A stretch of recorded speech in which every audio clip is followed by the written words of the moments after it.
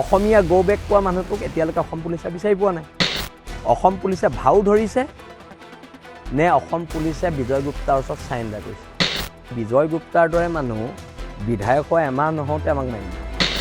এটা কথা একদম স্পষ্ট, সেই মানুহজনক যদি এৰেষ্ট নকৰে, নামটো কি মই নাজানো, সেই সম্প্ৰদায়ৰ যদি মানুহজনক এৰেষ্ট নকৰে তেতিয়াহ'লে বিজয় গুপ্তাৰ ঘৰ ঘেৰাও কৰা হ'ব। আৰু খিলঞ্জীয়া মানুহে কাৰ্বি আংলঙত যেতিয়া কাৰ্বি গো বেক দিছিলে তেতিয়া আমি নিমাত, এতিয়া যেতিয়া অসমীয়া গো বেক দিছে এতিয়াও গোটেই মানুহবোৰ নিমাত। আৰু আমি কথা বতৰাবোৰ ক'বলৈ কিয় বেয়া পাওঁ, সামাজিক মাধ্যমত আমাৰ নামটো চান্দাজীৱী নহয় জানো। আমি চান্দাজীৱী, আমি ডনেশ্যন তোলোঁ, আমি লোকৰ পৰা পইচা উঠাই খাওঁ, এনেকুৱা ধৰণৰ কিছুমান মন্তব্য আমাৰ অসমীয়া মানুহে কৰে দেই, বেলেগে নকৰে। আৰু এতিয়া মই তাৰ মাজতে এটা কথা কৈছোঁ, যিহেতু যুঁজ এখন হৈছে, যুঁজখনটো হ'ব। আজি বিজয় গুপ্তাৰ দৰে মানুহ বিধায়ক হৈ এমাহ নহওঁতে আমাক মাৰিলে। আৰু তাৰ লগততো মই এতিয়া গোটেই পীযুষ হাজৰিকাৰ ফটো দেখিছোঁ, জয়ন্ত মল্লবৰুৱাৰ ফটো দেখিছোঁ, বিভিন্ন বিজেপিৰ নেতা কৰ্মী ফটো দেখিছোঁ। কিন্তু এতিয়া কথাটো হৈছে বিজেপিৰ যিখিনি মানুহৰ লগত ফটো উঠিছে প্ৰত্যেকজন কিন্তু খিলঞ্জীয়া মানুহ। পীযুষ হাজৰিকা খিলঞ্জীয়া, জয়ন্ত মল্লবৰুৱা খিলঞ্জীয়া, খুদ মুখ্যমন্ত্ৰী খিলঞ্জীয়া। তাৰপিছত আমাক ইয়াত কেনেকৈ মাৰিছে, কথা বতৰাবোৰ তাত।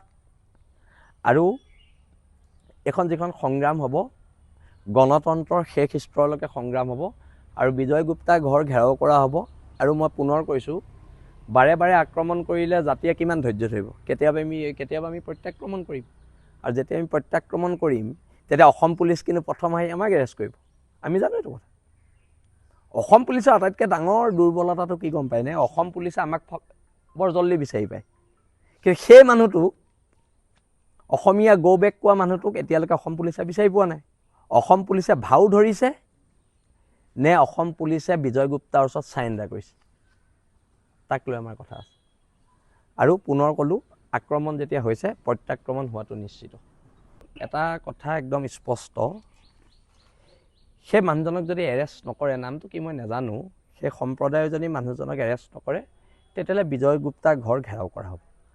আৰু খিলঞ্জীয়া মানুহে কাৰ্বি আংলঙত যেতিয়া কাৰ্বি গো বেক দিছিলে তেতিয়া আমি নিমাত, এতিয়া যেতিয়া অসমীয়া গো বেক দিছে এতিয়াও গোটেই মানুহবোৰ নিমাত। আৰু আমি কথা বতৰাবোৰ ক'বলৈ কিয় বেয়া পাওঁ, সামাজিক মাধ্যমত আমাৰ নামটো চান্দাজীৱী নহয় জানো। আমি চান্দাজীৱী, আমি ডনেশ্যন তোলোঁ, আমি লোকৰ পৰা পইচা উঠাই খাওঁ, এনেকুৱা ধৰণৰ কিছুমান মন্তব্য আমাৰ অসমীয়া মানুহে কৰে দেই, বেলেগে নকৰে।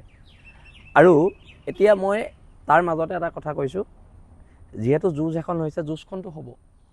আজি বিজয় গুপ্তাৰ দৰে মানুহ বিধায়ক হৈ এমাহ নহওঁতে আমাক মাৰিলে।